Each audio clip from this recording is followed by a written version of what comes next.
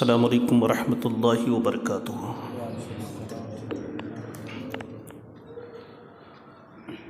الحمد للہ رب العالمین والعاقبۃ للمتقین والصلاة والسلام علی سید الانبیاء والمرسلین وعلى آلہ واصحابہ وازواجہ وذریاتہ واہل بیتہ اجمعین، اما بعد۔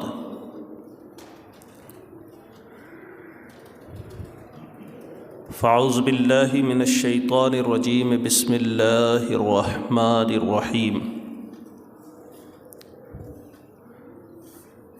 قال اللہ تبارک و تعالی فی القرآن المجید والفرقان الحمید، فیہا یفرق کل امر حکیم۔ آمنت باللہ صدق اللہ العظیم وصدق رسولہ النبی الکریم ونحن علی ذلک لمن الشاہدین والشاکرین والحمد للہ رب العالمین۔ جب تیری شان کریمی پہ نظر جاتی ہے، جب تیری شان کریمی پہ نظر جاتی ہے، زندگی کتنے مراحل سے گزر جاتی ہے، بے طلب ہی دیے جاتا ہے ہمیں دینے والا، بے طلب ہی دیے جاتا ہے مجھے دینے والا، ہاتھ اٹھتے نہیں جھولی میری بھر جاتی ہے۔ محترم سامعین کرام، آئیے ہم اور آپ مل کر نہایت ہی عقیدت، محبت، ادب و احترام کے ساتھ حضور نبی اکرم نور مجسم شاہ آدم و بنی آدم، رسول محتشم شافع امم، اللہ کے پیارے، امت کے سہارے، مکی مدنی سلطان، رحمت عالمیان، جناب احمد مجتبی حضرت محمد مصطفیٰ صلی اللہ علیہ وسلم کی بارگاہ میں جھوم کر درود پاک کا نذرانہ پیش کریں۔ اللہم صلی علی سیدنا و شفیعنا و حبیبنا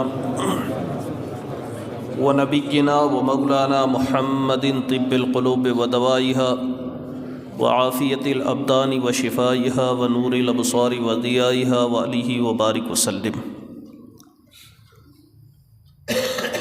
محترم سامعین کرام،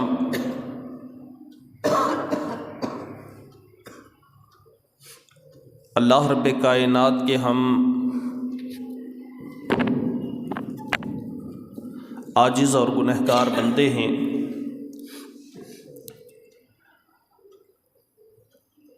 قدم قدم پر اللہ کی نافرمانی کرنا، گناہ کرنا، نفس و شیطان کے داؤ فریب میں آ کر اللہ کو ناراض کرنے والے کام کرنا، یہ ہماری عادت بن چکی ہے۔ معاشرے میں گناہوں کا دور دورہ ہے، لیکن پھر بھی اتنے سارے گناہوں کے باوجود بھی ہمارا رب ہمیں پال رہا ہے، اتنی ساری نافرمانیوں کے باوجود بھی وہ ہمیں اپنی نعمتیں عطا کر رہا ہے، اتنی ساری حکم عدولی کے باوجود بھی وہ ہمارے اوپر اپنا کرم برسا رہا ہے۔ یہ بالکل اس کی عین رحمت ہے۔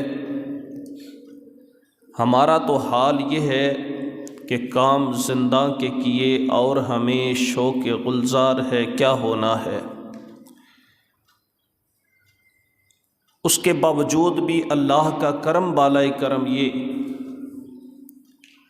کہ بندہ قدم قدم پر گناہ کرے، پھر بھی میرا رب چاہتا ہے کہ بندہ کچھ موقع ایسے پائے جن کو پا کر کے وہ میری راہ میں لگ جائے، کچھ اللہ تبارک و تعالی ہمیں چانس دیتا ہے، موقع دیتا ہے، کچھ ہمیں مخصوص آفر عطا فرماتا ہے۔ کبھی وہ ہمیں شب ولادت عطا کرتا ہے، کبھی وہ ہمیں شب قدر عطا کرتا ہے، کبھی وہ ہمیں شب برات عطا کرتا ہے۔ اور مقصد الہی یہ ہے کہ انہی مخصوص موقعوں پر، انہی خاص رحمت والی گھڑیوں پر بندہ ان موقعوں کا فائدہ اٹھاتے ہوئے مجھے راضی کرنے کی کوشش کرے، اور میں ان کے تھوڑے سے اعمال پر راضی ہو کر ان کی زندگی بھر کی خطاؤں کو معاف کر دوں۔ اللہ کتنا کریم ہے، ہم قدم قدم پہ گناہ کریں، وہ ہر دم ہمیں اپنی عطا کرے، وہ ہمیں موقع عطا فرماتا ہے، وہ ہمارے اوپر عنایتیں کرتا ہے، وہ ہمارے اوپر بخششیں کرتا ہے۔ کبھی شب قدر دیتا ہے، کبھی شب ولادت دیتا ہے، کبھی رمضان دیتا ہے، کبھی شعبان دیتا ہے کہ میرے بندے اب بھی وقت ہے، یہ تیرے لیے موقع آیا ہے، اس کو آخری موقع سمجھتے ہوئے تو مجھے راضی کرنے کی کوشش کر لے۔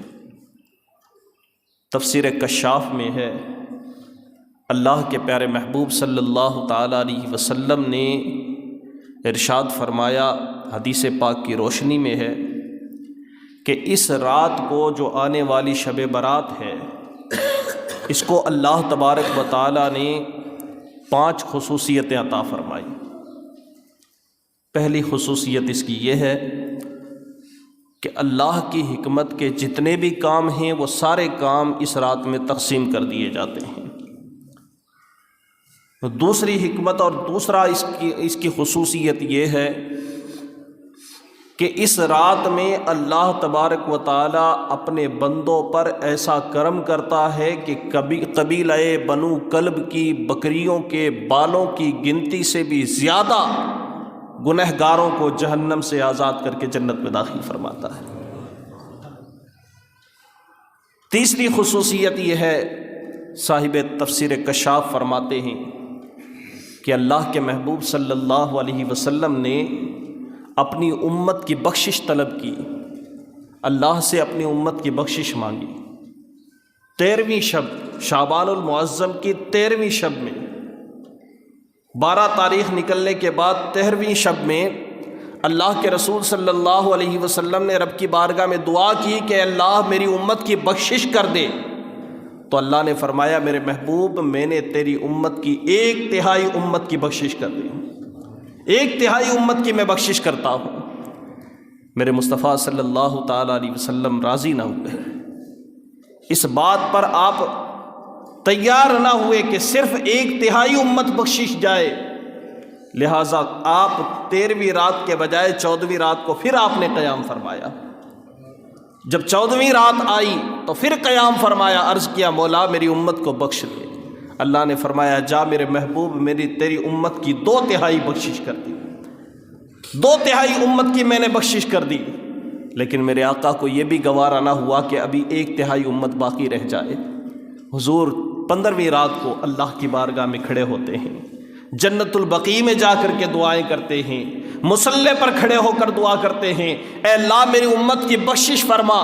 جب 15ویں رات آئی تو اللہ نے مژدہ سنایا، میرے محبوب میں نے تیری پوری امت کی بخشش کر دی، بس ایک شخص باقی رہے گا، ایک آدمی باقی رہے گا جس کے اندر یہ عیب ہوگا، وہ شخص بخشا نہ جائے گا۔ تو رب کی بارگاہ میں عرض کیا مولا وہ کون سا بندہ ہے جو بخشا نہ جائے گا؟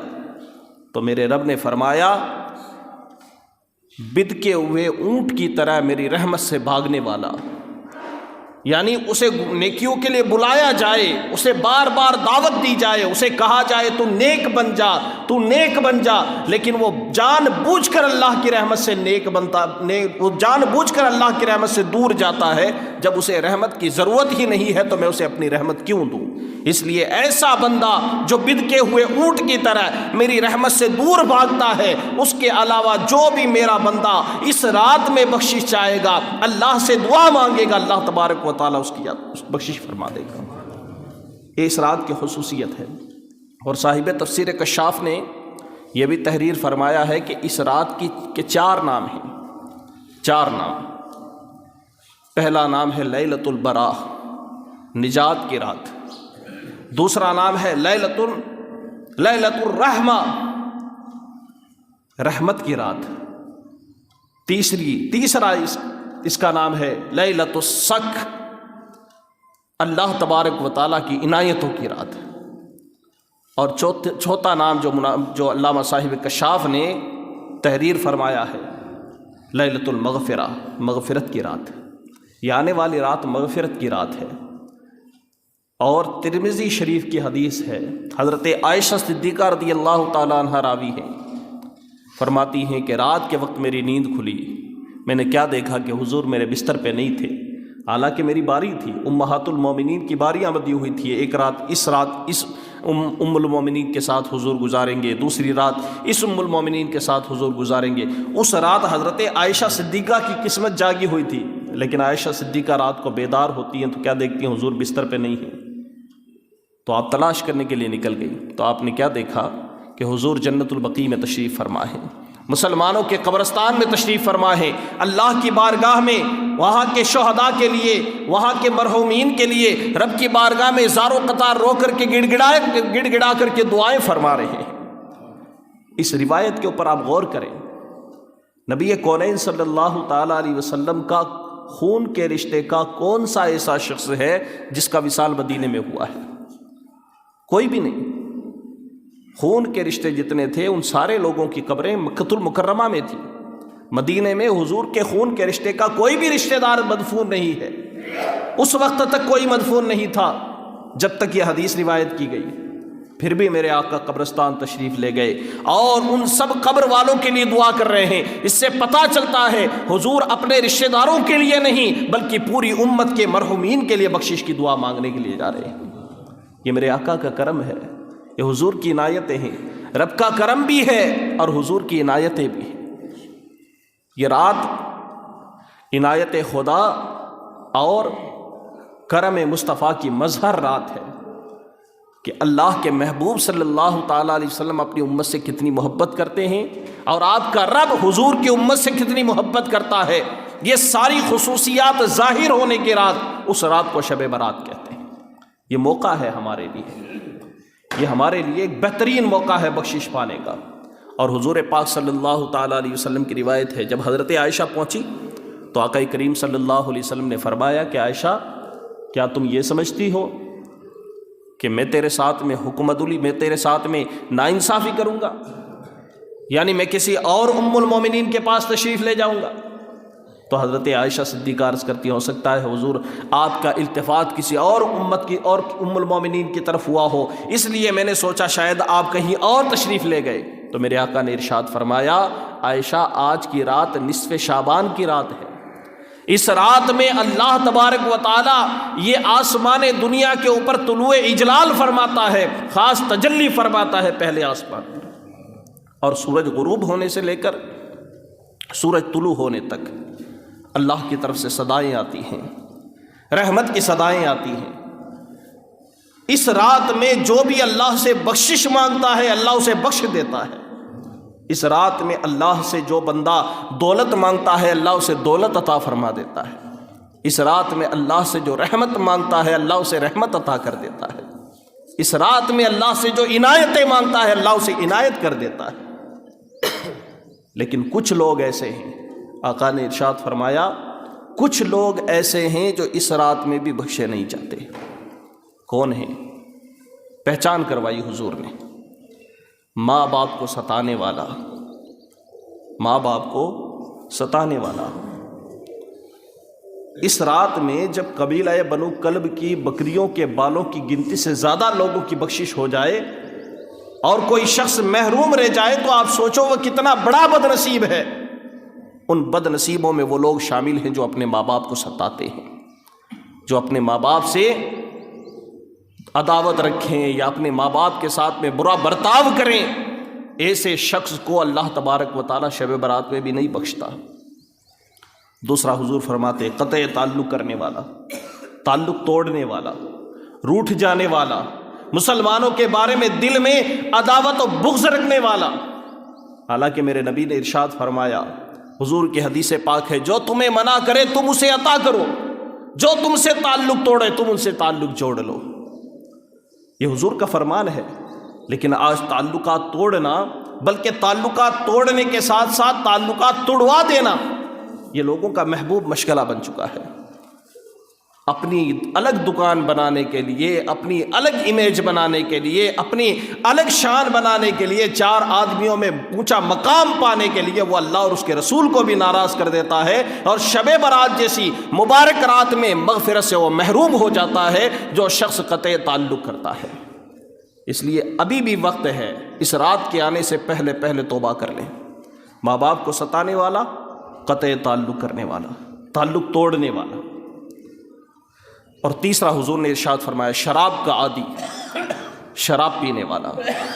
اب شراب میں چاہے موجودہ زمانے کی شراب ہو یا پرانے زمانے کی شراب ہو، اس کا نام چاہے کچھ بھی رکھ دیا جائے، لیکن وہ شراب کے حکم میں آئے، چاہے اسے بیئر کیا جائے، چاہے اسے بیئر کہا جائے یا کچھ اور کہا جائے، لیکن ہے وہ شراب۔ اگر کوئی شخص شراب پیتا ہے تو شراب کا عادی اس رات میں بخشا نہیں جائے گا۔ اور حضور نے ارشاد فرمایا اس رات میں جادو کرنے والا، اس رات میں بخشا نہیں جائے گا وہ شخص جو جادو کرتا ہے۔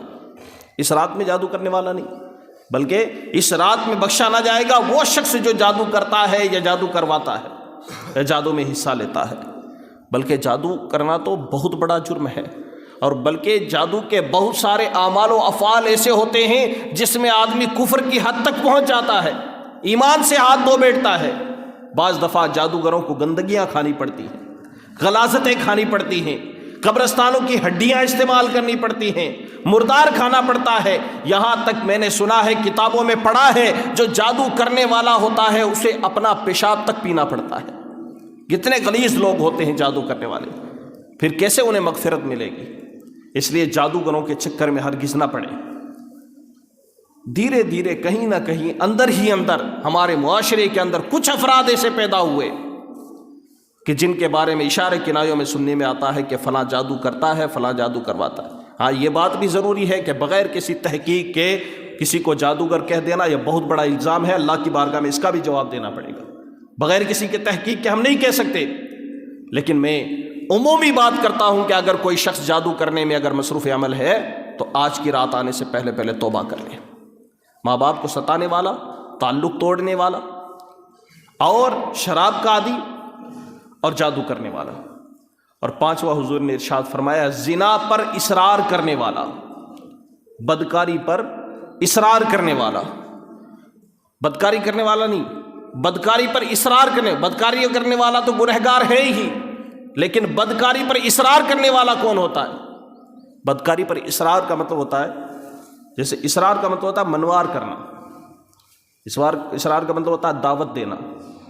جو شخص بد نگاہی کرتا ہے وہ بھی شخص گناہ کا اصرار کرتا ہے، بدکاری کا اصرار کرتا ہے، بار بار کسی غیر محرم کی طرف نگاہ اٹھا کر کے دیکھتا ہے اس مقصد کے تحت کہ میں اس کو بار بار دیکھوں گا تو یہ میرے داؤں میں آ جائے گی، تو یہ بھی اصرار کرنا ہے۔ اگر کسی کی عادت ہے بد نگاہی کرنا، نگاہوں کو اٹھا اٹھا کر کے بار بار غیر محرم کو اپنی نگاہوں کے تیر برسانا، تو یاد رکھیں کہ ایسا شخص بھی اس شب برات کو بخشا نہ جائے گا۔ اور میں کہتا ہوں جو شب برات کو بخشا نہ جائے، جب رحمت عام ہو اور اللہ کی طرف سے سزائیں آ رہی ہو، اور شب برات کو جو بخشا نہ جائے وہ کتنا بڑا بد نصیب ہوگا۔ ایک تو اللہ کی رحمت ہوتی ہے، عام ہوتی ہے رات کے پچھلے پہر میں، ہر رات میں رات کے پچھلے پہر میں، جب فجر کا وقت شروع ہونے سے پہلے کچھ گھڑیاں رہ جاتی ہیں جسے ہم صبح صادق کا وقت کہتے ہیں، اس وقت میں اللہ کی رحمت عام ہوتی ہے، وہ مبارک وقت ہوتا ہے۔ لیکن شب برات جب آتی ہے تو وہ مبارک وقت اللہ بڑھا کر کے مغرب سے لے کر فجر تک اس کی ڈیوریشن کر دیتا ہے۔ اس کا لمحہ جو ہوتا ہے وہ مغرب سے لے کر صبح طلوع فجر تک ہوتا ہے۔ جیسے ہی مغرب کے سورج غروب ہوا تب سے لے کر کے فجر طلوع ہونے تک رحمت کی صدائیں آتی ہیں کہ ہے کوئی بخشش مانگنے والا کہ میں اس کو بخشش دے دوں، ہے کوئی عنایت مانگنے والا کہ میں اس کی عنایت عطا کر دوں۔ اس لیے آج کی رات بڑی مبارک رات ہے، اس رات میں مانگیں، اپنے لیے بھی مانگیں اور اپنے مومن بھائیوں کے لیے بھی مانگیں، اللہ سے دعا کریں، اور حدیث پاک میں ہے اس رات میں اگر کوئی شخص 100 مرتبہ، اس رات میں اگر کوئی شخص 100 رکعت نماز پڑھ لیتا ہے، نفل نماز 100 رکعت پڑھ لیتا ہے، تو صاحب تفسیر کشاف ہی میں، تفسیر کشاف میں صاحب کشاف فرماتے ہیں کہ اللہ تبارک و تعالی اس کے اوپر 100 فرشتے مقرر فرما دیتا ہے، 100 فرشتے مقرر کر دیتا ہے۔ 30 فرشتے وہ ہوتے ہیں جو اسے جنت کی طرف لے جاتے ہیں، 30 فرشتے وہ ہوتے ہیں جو اسے جہنم سے دور رکھنے کی کوشش کرتے ہیں، 30 فرشتے وہ ہوتے ہیں جو اسے اللہ تبارک و تعالیٰ کی رحمت کا حقدار بناتے ہیں، اور 10 فرشتے وہ ہوتے ہیں جو دنیاوی اور اخروی آفتوں سے اس کی حفاظت کرتے ہیں۔ 100 فرشتے اللہ تبارک و تعالیٰ اس کے اوپر حفاظت کے لیے نازل فرما دیتا ہے، جو اس رات میں 100 رکعت نماز پڑھتا ہے، 2 رکعت کر کے 2 رکعت کر کے۔ اللہ توفیق عطا فرمائے تو آج کی رات میں نوافل پڑھیں، خوب نوافل ادا کریں، اس لیے کہ جو شخص نوافل پڑھتا ہے تو حدیث پاک میں ہے، اللہ کے نبی صلی اللہ تعالیٰ علیہ وسلم ارشاد فرماتے ہیں کہ بندہ جب نوافل پڑھتا ہے تو نوافل کے ذریعے اللہ کے قریب ہو جاتا ہے، اللہ کے قریب۔ نفل نماز کی بہت فضیلت، بہت زیادہ فضیلت ہے۔ بندہ جب نفل نماز پڑھتا ہے تو اللہ کے رسول فرماتے ہیں یتقرب الی عبد بالنوافل، اللہ تعالیٰ خود فرماتا ہے، حدیث قدسی ہے، حضور روایت کرتے ہیں اللہ کا فرمان ہے، حدیث قدسی ہے۔ حدیث قدسی اسے کہتے ہیں کہ فرمان خدا کا ہوتا ہے، الفاظ خدا کے ہوتے ہیں، لیکن روایت حضور صلی اللہ تعالیٰ علیہ وسلم فرماتے ہیں، اسے حدیث قدسی کہتے ہیں۔ یہ قدسی حدیث ہے، اور حدیث قدسی یہ ہے کہ اللہ کے رسول فرماتے، اللہ فرماتا ہے کہ یتقرب الی عبدی بالنوافل، میرا بندہ نوافل کے ذریعے میرا اتنا قریب ہوتا ہے کہ میں اس کے کان بن جاتا ہوں جس سے وہ سنتا ہے، میں اس کے ہاتھ بن جاتا ہوں جس سے وہ پکڑتا ہے، میں اس کی زبان بن جاتا ہوں جس سے وہ بولتا ہے۔ حالانکہ اللہ تبارک و تعالیٰ کسی کے ہاتھ کان نہیں بنتا، لیکن یہ کہنے کا مطلب یہ ہے کہ اللہ تبارک و تعالیٰ کی قدرت اس کے ہاتھ میں کام کرنے لگتی ہے، کہ بندے کی قدرت، اللہ کی قدرت، اللہ کی رحمت جب ہاتھ میں کام کرے گی تو پھر بندہ اپنے ہاتھوں سے کوئی غلط کام نہیں کرے گا، کانوں سے کوئی غلط بات نہیں سنے گا، زبان سے کوئی غلط بات نہیں بولے گا، بلکہ اللہ تبارک و تعالیٰ کی قدرت کا وہ بندہ مظہر بن جائے گا۔ جو کام کرے گا خدا بند قدوس کی رضا والے کام ہو جائیں گے جب بندہ اللہ تبارک و تعالیٰ کی بارگاہ میں نوافل کا عادی بن جائے گا۔ اس لیے نوافل کی کثرت کیا کریں، لیکن یہ بھی یاد رکھیں کہ نفل نماز تبھی قبول ہوگی جب آپ کے فرض مکمل ہوں گے تو، ورنہ جب تک فرض نامکمل ہیں، فرض ادھورے ہیں، تو نفل نماز آسمان اور زمین کے درمیان میں لٹکی ہوئی رہ جاتی ہے، قبول نہیں ہوتی ہے۔ اس لیے آپ نوافل نماز کی کثرت کریں، لیکن اس سے پہلے فرض ادا کریں۔ اگر آپ کی نمازیں قضا ہیں، آپ کی نمازیں نامکمل ہیں، آپ کی نمازیں ادھوری ہیں، تو آپ کی پہلی ذمہ داری یہ بنتی ہے کہ چاہے شب برات آئے، چاہے شب قدر آئے، یا عام راتوں میں اللہ آپ کو توفیق عطا فرمائے، آپ سب سے پہلے اپنی قضا نمازوں کو پڑھیے، اس کے بعد میں آپ نوافل کی بھی کثرت کیجیے۔ انشاءاللہ نوافل جو ہے وہ فرض کے صدقے میں آپ کے نوافل بھی قبول ہو جائیں گے۔ تو یہ آج کی رات بڑی مبارک رات ہے۔ اس رات کے حوالے سے اعلیٰ حضرت عظیم البرکت امام اہل سنت مجدد دین و ملت امام احمد رضا فاضل بریلوی رضی اللہ تعالی عنہ فتاوی رضویہ شریف کے اندر تحریر فرماتے ہیں۔ فتاوی رضویہ شریف میں اعلیٰ حضرت نے تحریر فرمایا، اپنے علم کی تحقیق تحریر فرمائی ہے، یہ اعلیٰ حضرت کا قول نقل کر رہا ہوں میں۔ اعلیٰ حضرت فرماتے ہیں کہ اس رات میں، شب برات میں، مومنوں کی روحیں، چاہے شب برات ہو، شب قدر ہو، یوم عاشورہ ہو، جمعہ کا دن ہو، یعنی مبارک گھڑیاں جب آتی ہیں تو مومنوں کی روحیں، مسلمان مومنین جو ہمارے گزر چکے ہیں، ان کی روحیں ہمارے دروازوں پر آتی ہیں۔ اعلیٰ حضرت نے لکھا ہے مومنوں کی روحیں آتی ہیں اور گھر والوں سے صدا لگاتی ہیں، اے اہل خانہ، اے ہمارے رشتہ داروں، اے ہمارے گھر والوں، صدقات کے ذریعے ہماری مدد کرو، صدقہ دے کر کے ہماری مدد کرو، یعنی تم صدقہ دو گے تو اللہ تبارک و تعالیٰ اس کا اجر و ثواب ہمیں عطا فرمائے گا۔ تو شب برات آ رہی ہے، یہ روایت اور اعلیٰ حضرت کا یہ قول نقل کرنے کا مقصد یہ ہے کہ آپ آج کی رات یہ بھی اہتمام کریں کہ اپنے مرحومین کے ایصال ثواب کے لیے، ان کی روحوں کو فائدہ پہنچانے کے لیے، ان کو ثواب ایصال کرنے کی نیت سے غریبوں کی مدد کریں، ضرورت مندوں کو صدقہ دیں، فقیروں کو اچھا کھانا کھلائیں، یتیموں کی مدد کریں، اس نیت سے کہ ہم یہ جو کام کر رہے ہیں ان کی برکت سے اللہ تعالی ہمارے مرحومین پر کرم فرمائے گا۔ تو یہ ایک عمل کرنا ہے آپ کو آج کی رات نہیں بلکہ آج کی رات کے آنے سے پہلے یہ عمل کرتے ہیں۔ یہ ایک عمل، شب برات کے جو اعمال ہیں وہ میں آپ کو بتاتا ہوں۔ پہلا عمل میں نے بتا دیا۔ دوسرا عمل بزرگوں کا تجربہ ہے۔ دیکھیں، ہر چیز آپ سوچیں گے کہ حدیث پاک سے ثابت کریں، حدیث پاک میں ہمارے لیے بہترین عمل ہے، لیکن بزرگوں کے تجربات جو ہوتے ہیں وہ بھی احادیث کی روشنی میں ہی ہوتے ہیں، اور بزرگوں کے جو تجربات ہوتے ہیں اگر وہ حدیثوں کے خلاف نہیں ہیں، شریعت کے خلاف نہیں ہیں، تو ان کے اوپر عمل کرنے میں کوئی مذائقہ نہیں ہے۔ تو بزرگان دین کا یہ عمل رہا، اور بزرگوں سے یہ روایت چلی آ رہی ہے، ہمیں یہ وظیفہ بتایا گیا ہے کہ شب برات میں 7 بیری کے پتے پانی میں جوش دے کر کے، اور جب اتنا ٹھنڈا ہو جائے پانی کہ آپ اس سے غسل کر سکیں تو اس سے آپ غسل کریں، انشاءاللہ پورے سال آپ جادو سے محفوظ رہیں گے، پورے سال جادو سے اس کی حفاظت رہے گی۔ لہٰذا یہ عمل بھی کریں۔ لیکن ہماری جو ہے نا عادت ایک ہو گئی ہے، ہم نے اس کے اندر اپنی طرف سے ایک چیز داخل کر لی کہ رات آنے سے پہلے بہت سارے حضرات غسل کر لیتے ہیں۔ تو وظیفہ جو ہوتا ہے نا، جیسے وظیفہ کی مثال چابی کی طرح ہوتی ہے، چابی جب تالے کو کھولتی ہے نا تو مخصوص دندانے اس کے ہوتے ہیں، اسی سے وہ چابی تالا کھلتا ہے۔ اگر آپ ایک دندانہ بڑھا دو، آپ سوچیں گے نہیں تھوڑی بڑی کر دے چابی، تو پھر تالا نہیں کھلے گا۔ عمل وظیفے کا جو طریقہ ہوتا ہے اسی طریقے پر اگر وظیفہ کیا جائے گا تو ہی اس کا فائدہ حاصل ہوگا۔ جیسے اگر ورد بتایا گیا ہے کہ 111 مرتبہ فلاں ورد کرو اللہ یہ فائدہ عطا فرمائے گا، آپ سوچیں کہ نہیں 120 مرتبہ کر دیتے، ٹھیک ہے اچھی بات ہے، لیکن جو فائدہ آپ حاصل کرنا چاہتے ہیں وہ حاصل نہیں ہوگا، ثواب آپ کو مل جائے گا۔ اس لیے وظیفہ جو ہے جس طریقے پر بتایا جائے اس طریقے پر ہی کریں۔ تو اس رات کا وظیفہ ہے کہ مغرب سے لے کر کے فجر تک آپ جب بھی چاہیں یہ غسل کر سکتے ہیں بیری کے پتوں کا، تو رات کے اندر یہ کریں۔ اور پھر ہم بعد نماز مغرب جو ہمارے نوافل کا اہتمام ہوتا ہے وہ تو ہوتا ہی الحمدللہ، آپ لوگ بڑی محبت سے شرکت فرماتے ہیں، اس میں آپ کو زیادہ کہنے کی ضرورت ہی نہیں ہے، پھر بھی اپنی طرف سے آپ کو دعوت پیش کروں گا تاکہ اللہ تعالیٰ مجھے بھی یہ اجر عطا فرمائے کہ میں آپ کو نیکی کی طرف بلا رہا ہوں۔ تو مغرب کی نماز کے بعد میں آپ حضرات جو 6 رکعت نماز نفل پڑھی جاتی ہے، یاسین شریف کی تلاوت کی جاتی ہے، دعا ہوتی ہے، اس وظیفے میں بھی آپ حضرات ضرور شرکت فرمائیں گے۔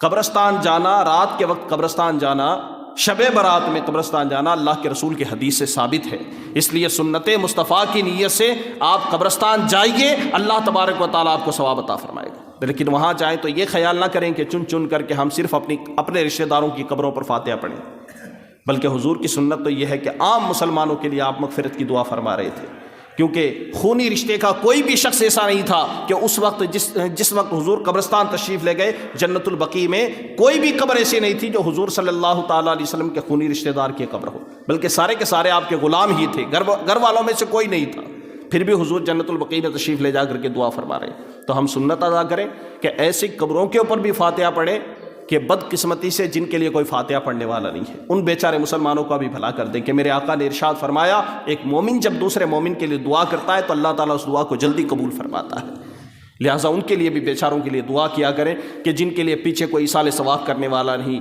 جن کے لیے مغفرت کی دعا کرنے والا نہیں، لہٰذا ان کے لیے آپ بخشش کی دعا کریں گے تو ہو سکتا ہے اللہ اس کے صدقے میں آپ کے بھی مرحومین کی بخشش فرما دے۔ تو قبرستان بھی جائیں۔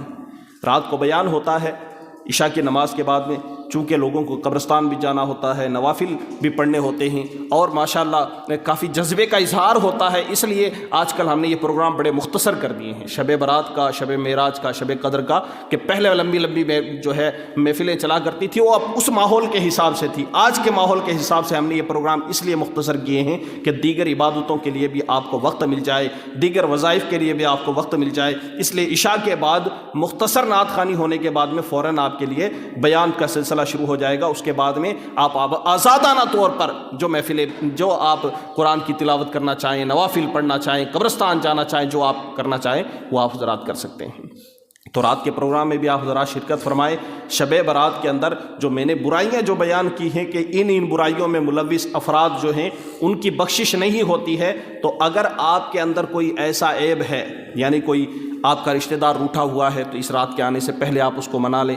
شراب کا اگر کوئی بدقسمتی سے عادی ہے تو اس کو چاہیے وہ شراب سے توبہ کر لے، اور اگر کوئی ماں باپ کا نافرمان ہے تو وہ ابھی جائے نماز جمعہ کے بعد اور فوراً جا کر کے اپنے ماں باپ سے معافی مانگ لے۔ انشاءاللہ اس رات کے صدقے میں اللہ تبارک و تعالیٰ آپ کی بھی بخشش فرما دے گا۔ اور اگر کوئی اور بھی جو میں نے برائیاں آپ کے سامنے بیان کی ہیں کہ حضور صلی اللہ تعالیٰ علیہ وسلم نے ان کی طرف اشارہ کیا ہے، وہ برائیاں اگر آپ پہ موجود ہیں، اس رات کے آنے سے پہلے توبہ کر لیجئے۔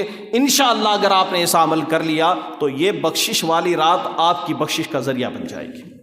دیکھیے شب برات ہمیشہ نہیں آتی، روزانہ نہیں آتی، اور آپ خود غور کر لیں کہ ہم پچھلی بار جب شب برات منا رہے تھے اور اس بار ہم شب برات منا رہے ہیں تو کتنے بیچارے مسلمان تھے جو ہمارے ساتھ شامل تھے شب برات منانے میں، لیکن اس سال وہ نہیں ہیں بیچارے، وہ قبرستان چلے گئے۔ اور ہم میں سے آئندہ کتنے ایسے ہوں گے جو قبرستان چلے جائیں گے؟ ہوں گے، کیونکہ یہ موت زندگی کا سلسلہ اللہ تعالیٰ نے بنایا ہے، یہ تو ہونا ہی ہونا ہے۔ کس کی عمر کتنی ہے، میں رہوں آپ رہیں یا میں نہ رہوں آپ نہ رہیں، کچھ نہیں کہہ سکتے۔ اس لیے اپنی زندگی کی آخری شب برات سمجھتے ہوئے اللہ کی بارگاہ میں توبہ کریں، اور اس کو موقع کو غنیمت جانتے ہوئے حضرت شیخ عبد القادر جیلانی غوث اعظم رضی اللہ تعالیٰ عنہ فرماتے ہیں کہ اپنی ہر نماز کو اس طرح ادا کرو جیسے دنیا سے جانے والا ادا کرتا ہے، اس طرح ادا کرو۔ اس لیے شب برات کو بھی اس طرح مناؤ جیسے ہم دنیا سے جا رہے ہیں، یہ ہماری زندگی کی آخری شب برات ہے، اس کے بعد ہمیں میسر نہیں آئے گی۔ اس طرح منائیں گے تو خلوص بھی ہوگا، للہیت بھی ہوگی، نوافل نماز ادا کرنے کا مزہ بھی آئے گا، اور اللہ کو راضی کرنے میں ہم کامیاب ہو جائیں گے۔